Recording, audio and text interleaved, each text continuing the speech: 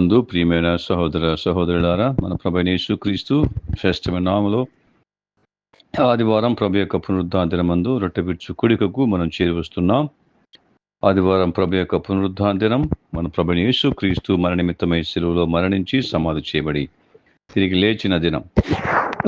ఆరాధికులుగా క్రీస్తు రక్తము చేత విమోచించబడిన వారముగా సంఘముగా చేరి ప్రభువును జ్ఞాపకం చేసుకునుట, ఆయన సంఘము సమాజ మధ్యమును హెచ్చించి గణపరచుట, మన ఆరాధన తండ్రిన దేవునికి అర్పించుట మనము చేస్తూ ఉన్నాం. రొట్టె విరుచు కూడిక ప్రభు యొక్క శ్రమలను ముఖ్యంగా జ్ఞాపకం చేసుకునే కూడిక. అలాగే తదుపరి ఆయన పునరుద్ధానము, ఆయన ఆరోహణము, ఆయన హెచ్చించబడిన స్థితి, ఆయన మహిమయుతమైన స్థానాన్ని బట్టి మనం దేవునికి మన ఆరాధన చెల్లిస్తూ ఉన్నాం. సహాయకరంగా విలాపవాక్యములు 3వ అధ్యాయం, ద బుక్ ఆఫ్ లెమెంటేషన్ చాప్టర్ 3, 47 నుంచి 66 వరకు అక్కడక్కడ మనం ధ్యానం చేద్దాం. విలాపవాక్యములు 3వ అధ్యాయము 47 నుంచి. భయమును గుంటయు పాడును నాశనమును మాకు తటస్థించినవి. నా జనులకు కలిగిన నాశనమును నేను చూడగా నా కన్నీరు ఏరులై పారుచున్నది. యెహోవా దృష్టి ఉంచి ఆకాశం నుండి చూచు వరకు నా కన్నీరు ఎడతెగక కారుచుండును.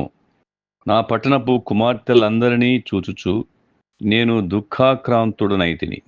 ఒకడు పక్షిని తరుమునట్లు శత్రువులు నిర్నిమిత్తముగా నన్ను వెనువంట తరుముదురు. వారు చెరసాలలో నా ప్రాణము తీసివేసిరి, నా పైన రాయి ఉంచిరి. నీళ్లు నా తల మీదుగా పారెను. నాశనమైతిని అని నేను అనుకుంటిని.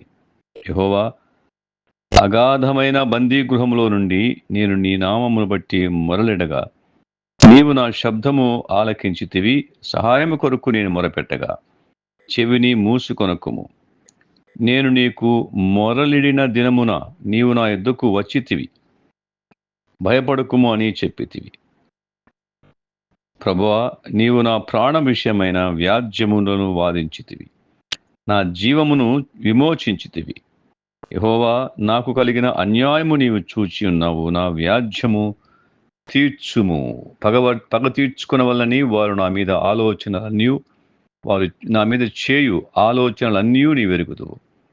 యెహోవా, వారి దూషణయు వారు నా మీద చేయు ఆలోచనలన్నిటినీ, నా మీదికి లేచిన వారు పలుకు మాటలను, దినమెల్లా వారు నా మీద చేయు ఆలోచనయు నీవు విని ఉన్నావు.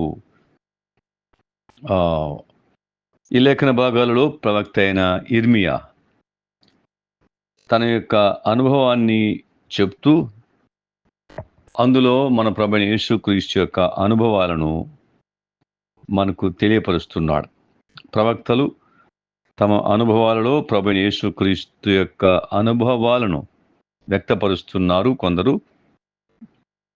అందులో ఇర్మియా ప్రవక్త ఒకడు.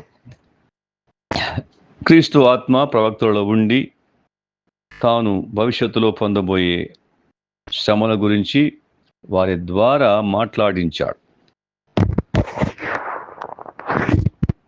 ఈ లేఖన భాగాల్లో ప్రవక్త ఆయన ఇర్మియా ఎలాగైతే తన యొక్క అనుభవాన్ని చెప్తున్నాడో ఇదే అనుభవాలు మన ప్రభువైన యేసుక్రీస్తులో మనము చూడవచ్చు.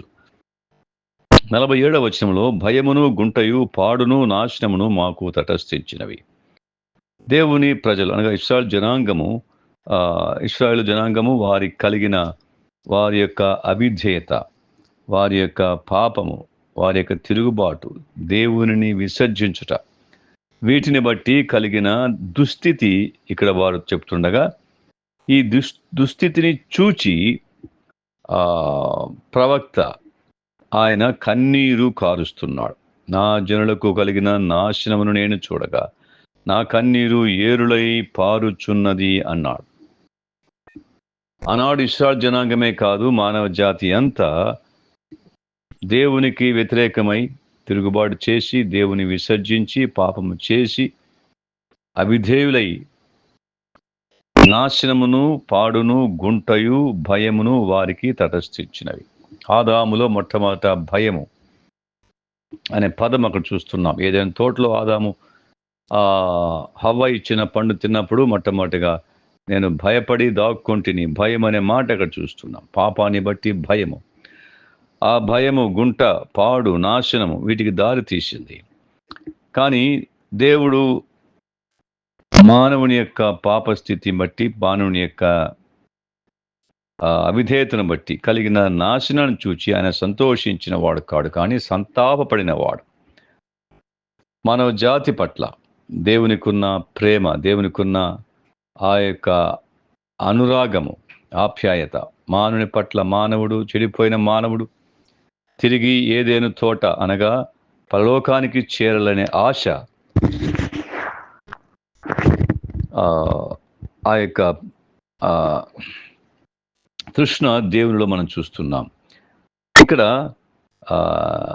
48వ వచనంలో, నా జనులకు కలిగిన నాశనమును నేను చూడగా నా కన్నీరు ఏరులై పారుచున్నది అన్నాడు. ఏరులై పారుచుంది కన్నీరు, వారి యొక్క నాశనం చూచాడు. ఐగుప్తులో దేవుడు ఇశ్రాయేలు యొక్క దీనస్థితి, ఫరో వారికి పెడుతున్న కష్టాలు చూచాడు, వారి బాధను, వారి కన్నీరు చూచాడు, వారి మొర విన్నాడు, ఆయన దిగి వచ్చాడు అని చూస్తున్నాం. తన ప్రజలు బాధపడుతుండగా వారి అవిధేయతను బట్టి అయినా కానీ, పాపాన్ని బట్టి అయినా కానీ దేవుడు సంతోషించేవాడు కాదు, కానీ సంతాపపడేవాడు. అలాగే వారి బాధ నుంచి విడిపించడానికి ఆయన ఒక ప్రణాళికను, ఒక ఉద్దేశాన్ని కలిగి ఉన్నట్లుగా మనం చూస్తున్నాం. ఆయన కన్నీరు విడిచాడు. యెహోవా దృష్టి ఉంచి ఆకాశం నుండి చూచు వరకు అన్నాడు. యెహోవా దృష్టి ఉంచి ఆకాశం నుండి చూచాడు. ఆకాశం నుండి చూచినవాడు వారి కన్నీరు తొడవడానికి, వారు పడుతున్న బాధను, వారి కలిగిన భయాన్ని, గుంటను, పాడును, నాశనమును వాటిని తొలగించడానికి ఆయన ఆకాశం నుండి చూచాడు. దృష్టి ఉంచాడు. మానవ జాతి మీద దేవుడు దృష్టి ఉంచాడు. దేవుడు లోకమును ఎంతో ప్రేమించెను కాగా ఆయన తన అద్వితీయ కుమారునిగా పుట్టిన వారిని విశ్వాసముంచు ప్రతి వాడును నశింపక నిత్య జీవం పొందినట్లు ఆయనను అనుగ్రహించెను. దేవుడు లోకమును ప్రేమించాడు. లోకము పాపములో, నాశనములో, భయములో, గుంటలో ఉండగా వారిని ప్రేమించి తన కుమారుని అనుగ్రహించాడు. ఆ కుమారుడు ప్రవక్తగా ఇక్కడ మనం చూస్తున్నాం. ఆయన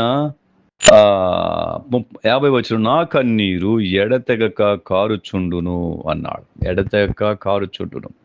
నా పట్టణపు కుమార్తెలందరినీ చూచు నేను దుఃఖాక్రాంతుడనైతిని. ఈ ప్రవక్త ఆయన దుఃఖాక్రాంతుడుగా మనం చూస్తున్నాం. మన ప్రభువైన యేసుక్రీస్తు ఈ లోకంలో జన్మించినప్పుడు ఆయన వారి మధ్య సంచరించాడు, మన మధ్య సంచరించాడు, యూదులు ఇశ్రాయేలు జనాంగం మధ్య సంచరించాడు. ఆయన వారి స్థితిని చూచి దుఃఖాక్రాంతుడయ్యాడు. నా పట్టణపు కుమార్తెలందరినీ చూచు నేను దుఃఖాక్రాంతుడనయ్యాడు. ఆ 3.5 సంవత్సరాలు ముఖ్యంగా ఆయన శరీరధారిగా ఉన్న దినములన్నింటిలో ఆయన మహారోదనము చేశాడు. మహారోదనము అనగా అంగలాడ్చుట, మామూలుగా రోదనము అనగా బిగ్గరగా రొమ్ము కొట్టుకుంటూ అంగలాడ్చుట, అయ్యో అయ్యో అయ్యో అని. పాపి యొక్క దుస్థితి, పాపి యొక్క కలుగబోయే నాశనము, ఆ నిత్య నరకము, పాపి పొందబోయే శిక్షణ గురించి ఆయన మన ప్రభువైన యేసుక్రీస్తు ఆయన రోదనము చేశాడు, దుఃఖాక్రాంతుడయ్యాడు. పట్టణపు కుమార్తెలు మాత్రమే కాదు, ప్రపంచంలో ఉన్న ప్రతి మనుష్యుని పట్ల వారు పొందబోయే ఆ నాశనము, ఆ భయము, ఆ గుంట, ఆ పాడు విషయమై ఆయన దుఃఖాక్రాంతుడయ్యాడు. పగలంతా బోధించాడు, రాత్రంతా ప్రార్థించాడు. ఈ లోకానికి ఆయన వచ్చినప్పుడు, మన నరుడుగా జన్మించినప్పుడు ఆయనకు శత్రువులు ఎదురయ్యారు. 52వ వచనంలో, శత్రువులు ఒకడు పక్షిని తరుమునట్లుగా శత్రువులు నిర్నిమితముగా నన్ను వెనువెంట తరుముదురు అన్నాడు. వెనువెంట తరుముదురు. ఆయన మనుష్యుని యొక్క బాధలు, మానవ జాతి యొక్క బాధలు తీర్చడానికి ఈ లోకానికి వచ్చినప్పుడు ఆయన యొక్క శత్రువులు పక్షి వలె ఆయనను తరిమారు. యెషయాగ్రంథము 8వ అధ్యాయము 22వ వచనంలో మానవుని యొక్క దుస్థితిని గురించి మరి ఎక్కువగా వివరించబడింది. భూమిని తేరి చూడగా బాధలను, అంధకారమును, దుస్సహమైన వేదనయు అన్నాడు, వారు గాఢాంధకారంలోనికి తోలివేయబడెదరు అన్నాడు. అనగా మానవ జాతి యొక్క దుస్థితి పాపాన్ని బట్టి ఎంత భయంకరంగా ఉందో అది చూచినప్పుడు ప్రభువు కన్నీరు కార్చాడు, దుఃఖాక్రాంతుడయ్యాడు. రోమిలకు రాసిన పత్రిక 3వ అధ్యాయము 16వ వచనంలో నీతిమంతుడు లేడు, ఒక్కడు లేడు అనే చెప్తూ 16వ వచనంలో నాశనమును కష్టమును వారి మార్గములలో ఉన్నవి అన్నాడు. పాపాన్ని బట్టి, అవిధేయతను బట్టి, తిరుగుబాటును బట్టి, దేవుని విసర్జించుటను బట్టి నరులకు సంభవించిన దుస్థితి, నాశనము, కష్టము ఉన్నాయి. వారు బాధలు, అంధకారము, దుస్సహమైన వేదన, గడాంధకారంలోనికి తోలివేయబడిన పరిస్థితిలో మానవ జాతి ఉండగా ఆయన ఈ లోకానికి దేవుడు చూచాడు, ఆయన దుఃఖాక్రాంతుడయ్యాడు, ఆయన కన్నీరు విడిచాడు, సంతాపడ్డాడు. దేవుడు తన కుమారుని లోకానికి పంపాడు. ఆ పంపబడిన కుమారుడు కూడా ఈ లోకంలో మనుషుల యొక్క పాపము, దాని వల్ల కలిగే పర్యవసానాలను బట్టి ఆయన దుఃఖాక్రాంతుడయ్యాడు. శత్రువులు ఆయనను నిర్నిమిత్తముగా తరిమిరి, వెనువెంట తరుముదురన్నాడు. అలాగే 53వ వచనంలో వారు చెరసాలలో నా ప్రాణమును తీసివేసిరి, నా పైన రాయి ఉంచిరి అన్నాడు. అవును, చెరసాలలో ఆయన ప్రాణమును తీసివేసి గెత్సేమనే తోటలో మన ప్రభువైన యేసుక్రీస్తును వారు బంధించి ఆయన అన్న కయప, పిలాతు, హేరోదు వద్దకు, చివరిగా మళ్ళా పిలాతు వద్దకు తీసుకుని వెళ్ళి ఆయనను సిలువకు అప్పగించారు. ఆయన బంధించబడిన వాడుగా కట్లు కట్టబడిన వాడుగా, బంధింపబడినట్టుగానే ఆయనను తీసుకుని వెళ్ళారు. అనగా ఆయన ఖైదీగానే ఆయన తీసుకుని వెళ్ళారు. ఆ తర్వాత వారు నా ప్రాణము తీసిరి అన్నాడు. వాడు ఆ ప్రాణము తీసిరి. ఇర్మియా విషయంలో ప్రాణము తీశారు. మన ప్రభువైన యేసుక్రీస్తు విషయంలో ఆయన ప్రాణమును తానే అప్పగించాడు. నా ప్రాణము తీసుకుటకు నాకు అధికారం పెరుటకు అధికారం కలదు, తిరిగి తీసుకున్నట్టుకు నాకు అధికారం కలదు. యేసు ప్రభు యొక్క ప్రాణమును ఎవరు తీయలేరు. ప్రవక్త ఇక్కడ నా ప్రాణమును తీసివేసి అన్నాడు. ప్రభు అయితే నా ప్రాణము నేనే పెట్టుచున్నానన్నాడు. ఉద్దేశము పాపాన్ని బట్టి మానవుని కలిగిన భయము, గుంట, పాడు, నాశనము, ఆ దుస్సహమైన వేదన, బాధలు, అంధకారము, అలాగే గడాంధకారము, నాశనము, కష్టము నుంచి మానవ జాతిని విడిపించడానికి ఏ పాపమైతే ఇవన్నీ కలిగించిందో ఆ పాపం కొరకు ఆయన ప్రాయశ్చిత్తార్థమైన బలిగా అర్పించబడ్డానికి ఆయన ప్రాణము తానే పెట్టాడు అని ఆయన చెప్పాడు. నా ప్రాణం నేనే పెట్టుచున్నా, నా పైన రాయి ఉంచిరి అన్నాడు. రాయి ఉంచిరి. ఆయన మరణించగా ఆయన దేహాన్ని సమాధిలో ఉంచినప్పుడు ఆ రమాది పైన వారు రాయిని ఉంచారు. మత్తయి సువార్త 29:60 వచనంలో చూస్తాం. అలాగే మార్కు 15 కూడా చూస్తాం. సువార్తలో ఈ మాట వాయబడి ఉంది. ఆయన సమాధి మీద రమాదికి అడ్డుముగా రాతిని ఉంచారు. రాయి తిరిగి ఆయన లేచి రాకుండా రాతిని వారు ఉంచారు. అనగా ముందుగా ఆయన చెప్పినట్లుగా తిరిగి లేతులను చెప్పాడు కనుక అని చెప్పినప్పుడు వారు శాస్త్రులు, ప్రధాన యాజకులు, ప్రధానులు ఆ రాతిని ఆ సమాధికి అడ్డముగా ఉంచారు. దానిపై ముద్ర వేశారు. 54వ వచనంలో నీళ్లు నా తల మీదుగా పారెను, నాశనమైతేనని నేను అనుకుంటుని అన్నాడు. నీళ్లు నా తల మీద పాడుకోండి. ప్రవక్త యొక్క అనుభవంలో ఆయన ఆ కష్టాలు, ఆ బాధలులో నేను మరణమైతిని అనుకుంటుని, నాశనమైతిని అనుకుంటుని అన్నాడు. నీళ్లు తల మీదుగా పారాయి. మన ప్రభువైన యేసుక్రీస్తు నీళ్లు అనగా వేదనలు, శ్రమలు ఆయన తల మీదుగా పారాయి. ఆయన మరణపు వేదనలు పడ్డాడు, మరణపు వేదనలు అనుభవించాడు. కానీ వాటిని తండ్రి తొలగించాడు. మరణపు వేదనగా శ్రమ అనుభవించాడు. మరణ వేదనలు ఆయన పడుతుండగా తండ్రి ఆ మరణ వేదనల నుంచి తొలగించాడు. నేను నాశనమైతేనే అనుకుంటునే అని ప్రవక్త అన్నాడు. కానీ ప్రభువైన యేసుక్రీస్తు ఆయనకున్న నిరీక్షణ కీర్తన 16లో మనం చూసినట్లయితే ఆయన నీ పరిశుద్ధుని నీవు కుళ్ళు పట్టనీయవు అని అన్నాడు. కీర్తన 16లో మన మాట చూస్తాం. అనగా ఆయన నాశనము కాలేదు, నాశనము చేయబడలేదు. మరణించాడు, ప్రాణం పెట్టాడు, కానీ వారు శ్రమ పెట్టారు, గాయపరిచాడు, కానీ ఆయన నాశనము కాలేదు. తండ్రి తిరిగి తన కుమారుని మృతుల్లో నుంచి లేపాడు, మరణ వేదన తొలగించి. మరణము ఆయనను బంధించి ఉంచుట అసాధ్యము. తండ్రి అయిన దేవుడు మరణ వేదన తొలగించి ఆయనను మృతులోంచి లేపాడు. యేసును దేవుడు లేపాడు అని మనం చూస్తున్నాం. 55లో యెహోవా అగాధమైన బందీ గృహంలో నుండి నేను నీ నామమును బట్టి మొరలిడగా నీవు నా శబ్దము ఆలకించితివి. సహాయము కొరకు నేను మొరపెట్టగా చెవిని కొనకుము అన్నాడు. శిలువ పైన మొరపెట్టగా ఆయన చెవిని మూసుకున్నాడు. ఎందుకనగా ఆయన మన కొరకై ప్రాయశ్చిత్తార్థమైన బలిగా అర్పించబడాలి. మన పాప శిక్ష, ప్రాయశ్చిత్తము, పరిహారం ఆయన చెల్లించాలి. తండ్రి ఇష్టపూర్వకంగా తన కుమారుని అలుగొట్టాడు, గాయపరిచాడు, దెబ్బలు కొట్టాడు, బాధపరిచాడు, శ్రమ పెట్టాడు. మానవ జాతి కొరకై ఆయన పడిన శ్రమ, అది తండ్రి చిత్తము. ఆ చిత్తాన్ని కుమారుడు నెరవేర్చాడు. అందును బట్టి శిలువలో కుమారుడు తండ్రికి పెట్టిన మొరను ఆయన విన్నవాడు కాడు, చెవులు మూసుకున్నాడు.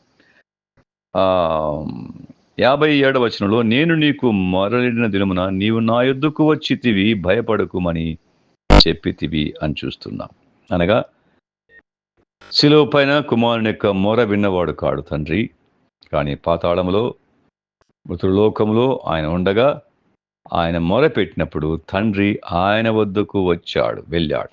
అనగా యేసును దేవుడు లేపెను అని చూస్తున్నాం. మరణ వేదన తొలగించి దేవుడు ఆయన లేపాడు. ఆయన మొర పెట్టినప్పుడు పాతాళంలో ఆయన వద్దకు వచ్చాడు, ఆయన లేపాడు, భయపడకుమే అని చెప్పాడు. మృతులోకంలో ఆయన ఉండగా తండ్రి కుమారుని మృతుల్లోంచి లేపినట్లుగా మనం చూస్తున్నాం. 58వ వచనంలో ప్రభువా నీవు నా ప్రాణ విషయమైన వ్యాజ్యములను వాదించితివి, నా జీవమును నీవు విమోచించితివి అన్నాడు. పాతాళములో మరణ వేదనలు పొందుతున్న కుమారుని, ఆ గాఢాంధకారములో గుండా వెళ్తున్న కుమారుని, చీకట్ల గుండా వెళ్తున్న కుమారుని తండ్రి ఆయన వద్దకు వచ్చి ఆయన్ను మొర విన్నాడు. ఆయన యొద్దకు వెళ్ళినట్లుగా నీవు నా యొద్దకు వచ్చితివి, అనగా తన కుమారుని ఆయన మృతులోంచి లేపాడు. నా జీవమును విమోచించితివి అన్నాడు. నా జీవమును విమోచించితివి. కీర్తన 16లో కీర్తనకారుడు చెప్తున్న మాటల్లో ప్రభువైన యేసుక్రీస్తు యొక్క అనుభవాలు మనం చూస్తున్నాం. ఆయన నీ పరిశుద్ధిని నీవు కుళ్ళు పట్టనీయవు అంటున్నాడు. జీవమార్గమును నీవు నాకు తెలియచేసితివి అని అక్కడ తేటగా ప్రభు మరి దావీదు ద్వారా మాట్లాడుతున్నాడు. 16వ కీర్తన 9వ వచనంలో, లేక 16 కీర్తన 9లో, అందువలన నా హృదయము, అలాగే 8 కూడా చదువుదాం. సదాకాలము యెహోవాయందు నా గురి నిలుపుచున్నాను, ఆయన నా కుడి పార్శ్వమందున్నాడు గనుక నేను కదల్చబడను అన్నాడు. అందువలన నా హృదయము సంతోషించున్నది, నా ఆత్మ హర్షించున్నది, నా శరీరము కూడా సురక్షితముగా నివసించున్నది. ఎందుకనగా నీవు నా ఆత్మను పాతాళములో విడిచిపెట్టవు, నీ పరిశుద్ధిని కుళ్ళు పట్టనీయవు, జీవమార్గమును నీవు నాకు తెలియచేసేదవు అన్నాడు.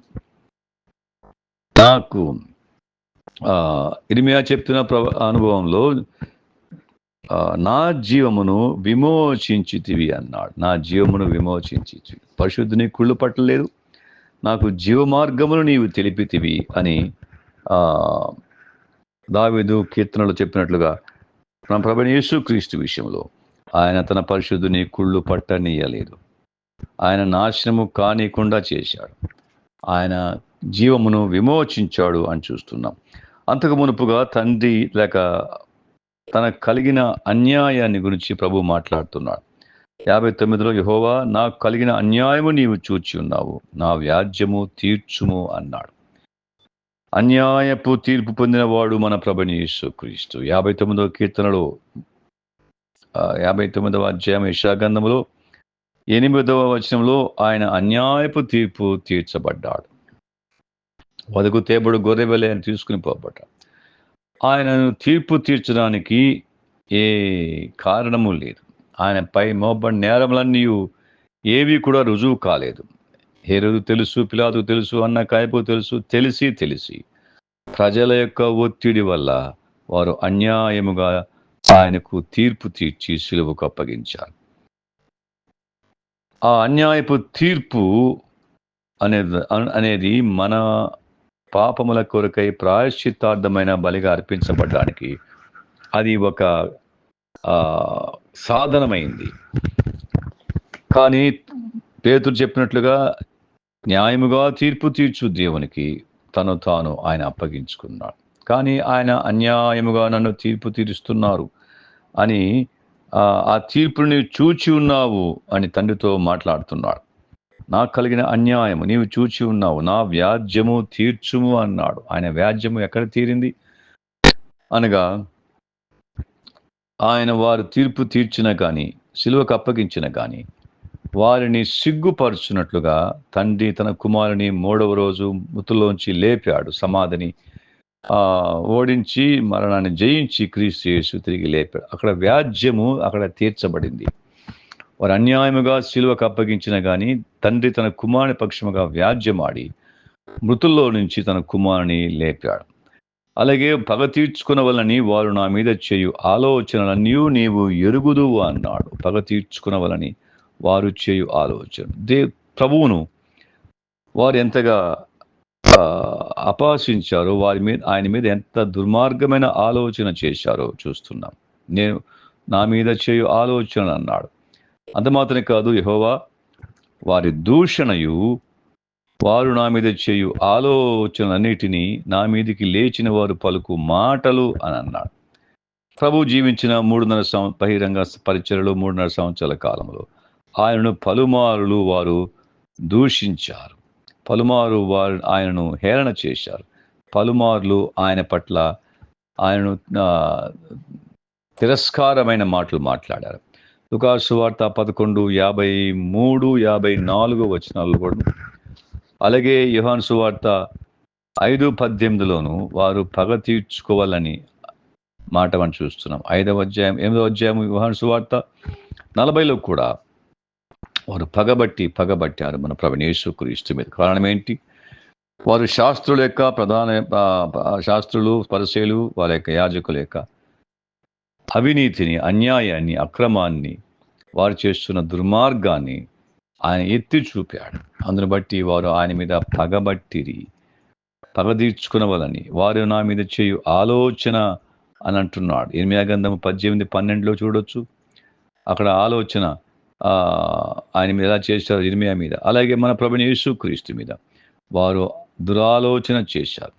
ఆయన ఎలాగూ సిలువకు అప్పగించుదుమా అని ఆయన మీద దురాలోచన చేసినట్లుగా చూస్తున్నాం. అలాగే నా మీదికి లేచిన వారు పలుకు మాటలను అన్నాడు. నా మీదికి లేచిన వారు పలుకు మాటలు. ఆయన మీద ఎన్ని దుర్మార్గమైన మాటలు పలికారో మనం సువార్తలో మనం చూడవచ్చు. వారు దినమల్లా నా మీద చేయు ఆలోచనయు నీవు విని ఉన్నావు అంటున్నాడు. ప్రభువైన యేసుక్రీస్తు 3.5 సంవత్సరాల బహిరంగ పరిచర్యలో తండ్రి బోధన చేశాడు. తండ్రి చెప్పిన అద్భుత క్రియలు చేశాడు. వారిని స్వస్థపరిచాడు, రోగులను స్వస్థపరిచాడు, వారికి ఆహారం అనుగ్రహించాడు, వారికి బోధ చేశాడు, ఆయనకి మేలు చేయుచు సంచరించాడు. అయినా కానీ ఆయనకు కీడు చేయాలని వారు తలపోశారు, ఆలోచన చేశారు. వారు మాట్లాడిన దూషణ మాటలు, వారు మాట్లాడిన పలుకులు, వారు చేసిన ఆలోచన, వారు చేసిన అవమానము ఎంతో విచారకరమైంది. ఇవన్నీ మనము పొందవలసింది. మనము రొట్టె విరుస్తూ పాత్రలో పాల్పొందుతుండగా ప్రభువైన యేసుక్రీస్తు మన నిమిత్తమై, అనగా పాపాన్ని బట్టి భయము, గుంట, పాడు, నాశనము, కష్టము, దుస్సహమైన వేదన, అలాగే కష్టము, గడాంధకారమైన స్థితిలో ఉన్న మన నిమిత్తమై ఈ లోకానికి ఆయన వచ్చి దుఃఖాక్రాంతుడుగా ఈ లోకంలో జీవించి మన దుస్థితిని చూచి దుఃఖాక్రాంతుడై ఈ దుస్థితిని తొలగించడం కోసంగా ఆయన మన కొరకై శిలువలో తను తాను బలిగా అర్పించుకున్న సంగతిని మనం తలపోస్తున్నాం. మన కొరకే ఆయన పడిన వేదన ఎటువంటిదో మనం తలపోస్తున్నాం. ఇటువంటి దుస్థితి నుంచి, నాశనకరమైన గుంట నుంచి తప్పించడానికి ఆయన ఈ లోకానికి శరీరధారిగా లోకానికి వచ్చాడు.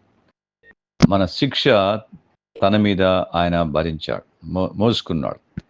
మనందరి దోషమును యెహోవా అతని మీద మోపినప్పుడు ఆయన మోసాడు ఇష్టపూర్వకంగా. మన అతిక్రమ క్రియలు బట్టి ఆయన గాయపరచబడ్డాడు. తండ్రి ఆయన గాయపరిచాడు. మన దోషాలను బట్టి నలుగొట్టబడ్డాడు.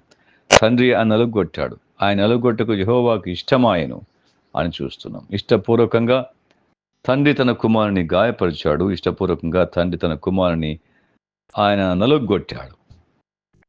ఆయన ప్రాయశ్చిత్తార్థమైన బలిగా మన కొరకై శిలువలో తన కుమారుని అప్పగించాడు. అంత మాత్రమే కాదు, తన కుమారుడు శిలువ పైన ఆయన మొర పెడుతుండగా ఆయన మొరను వినక చెవులు మూసుకున్నాడు. కానీ పాతాళములో ఆయన మొరనినప్పుడు ఆయన మొర విన్నాడు. ఆయన మృతుల్లోంచి లేపాడు. ఆయన జీవమును ఆయన విమోచించినట్లుగా మనం చూస్తున్నాం.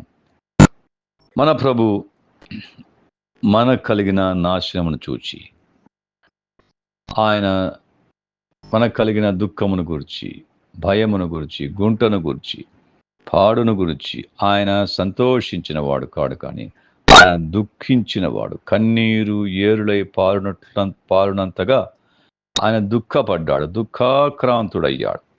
యెషయా గ్రంథములో కూడా మనం చూస్తాం. యెషయా గ్రంథము 53వ అధ్యాయంలో మన ప్రభు ఏ విధంగా మన నిమిత్తమై అక్కడ అనుభవించాడో మనం చూస్తున్నాం. 53వ అధ్యాయము 3వ వచనములో మనుష్యుల వలన విసర్జింపబడిన వాడును, వ్యసనాక్రాంతుడుగాను, వ్యాధిని అనుభవించిన వాడు గాను, మనుష్యులు చూడనొల్లని వాడు గాను, వ్యసనాక్రాంతుడుగాను అన్నాడు. దీని ఇంగ్లీష్లో మ్యాన్ ఆఫ్ సారోస్ అన్నాడు. సారోస్, మ్యాన్ ఆఫ్ సారోస్ అనగా దుఃఖాక్రాంతుడు. మన ప్రభు దుఃఖాక్రాంతుడు అయ్యాడు. అనగా ఆయన పొందిన దెబ్బలు బట్టి కలిగే దుఃఖము కంటే, ఆయన కలిగిన బాధ కంటే, మన యొక్క దుస్థితిని చూచినప్పుడు ఆయన దుఃఖపడ్డాడు. ఆయన పొందిన బాధల కంటే మన యొక్క దుస్థితి ఎంతో ఆయనకు కన్నీరు తెప్పించింది. అందుకే ఆయన దుఃఖాక్రాంతుడయ్యాడు. మనకు కలిగిన, మానవ జాతి కలిగిన నాశనము, ఆ భయము, ఆ గుంట, ఆ యొక్క పాడు, ఆ యొక్క దుస్సమైన వేదన, ఆ గడాంధకారమైన స్థితి, నాశనకరమైన స్థితి, కష్టము, ఇవన్నీ చూచినప్పుడు ఆయన దుఃఖాక్రాంతుడయ్యాడు. ఆయన సిలువలో అనగా తీర్పులలో దెబ్బలు తిన్నప్పుడు ఆయన దుఃఖాక్రాంతుడు, వ్యసనాక్రాంతుడు అయ్యాడు. ఆ మ్యాన్ ఆఫ్ సారోస్, ఆయన మన దుఃఖమును ఆయన భరించాడు. He bore all our sorrows. That's why he is called man of sorrows. మన యొక్క దుఃఖమును తొలగించడం కోసంగా, మన యొక్క దుస్థితిని నుంచి మనల్ని విడిపించడం కోసంగా ఆయన దుఃఖాక్రాంతుడు కావలసి వచ్చింది. దుఃఖము మనం పొందవలసింది, దుస్సహమైన వేదన మనం అనుభవించవలసి వచ్చింది ఉండగా, మన నిమిత్తమై ఆయన మనవలే రక్తమాంసములో పాలివాడై మన శిక్షను ఆయన భరించి మనలను దుఃఖము నుండి విడిపించడానికి ఆయన దుఃఖాక్రాంతుడుగా మారాడు. ప్రవక్త అయిన ఇర్మియా ప్రజల యొక్క దుస్థితిని చూచి ఆయన కన్నీరు కార్చి దుఃఖాక్రాంతుడయ్యాడు. ఇర్మియా చేసిన హెచ్చరికలను బట్టి ఆనాడు ప్రజలు విధేయత చూపించక ఆయన నానా విధములుగా హింసించారు, బందీగృహములో వేశారు, క్లేశాన్న పానములు ఆయనకు ఇచ్చారు. మన ప్రభువైన యేసుక్రీస్తు కూడా అదే విధంగా ఆయన అటువంటి అనుభవాల గుండా వెళ్ళాడు. ఈ లోకములో దుఃఖములో ఉన్న మానవ జాతిని, దుఃఖభరితులుగా ఉన్న మానవ జాతిని దుఃఖము నుండి విడిపించడానికి ఆయన ఈ లోకానికి వచ్చి 3.5 సంవత్సరాలు మన మధ్య సంచరించాడు. ఆ పరలోక భాగ్యాన్ని విడిచిపెట్టాడు. ఈ యొక్క పాపభూయిష్టమైన లోకములో సంచరించి తండ్రి చేయమన్న తండ్రి వలన వెళ్ళిన సంగతులు బోధించాడు, అద్భుతాలు చేశాడు. అన్నిటికంటే మించి తండ్రి యొక్క చిత్తాన్ని నెరవేర్చడం కోసంగా ఆయన శిలువ పైన తను తాను బలిగా అర్పించుకున్నాడు. ఆయన దుఃఖభరితుడు, దుఃఖక్రాంతుడు, వ్యసనాక్రాంతుడుగా మన ప్రభువైన యేసుక్రీస్తు ఉన్నాడు. కావున మనము విశ్వసించిన మనకు ఆ దుఃఖము, ఆ భయము, ఆ బాధ, ఆ వేదన, ఆ నాశనము, ఆ గుంట అది తప్పించబడింది. చేరివచ్చిన మనం పాపాన్ని బట్టి మనకు కలిగిన ఈ దుస్థితి నుంచి తొలగించడానికి, ఈ దుఃఖభరితమైన స్థితి తొలగించడానికి మన ప్రభువైన యేసుక్రీస్తు నరుడుగా లోకానికి జన్మించి మన దుఃఖమును భరించాడు. మనకు దుఃఖ నివారణ కలిగించినందుకు గాను ఆయన హెచ్చించి గణపరచి తండ్రి ఆయన మృతులోంచి లేపాడు.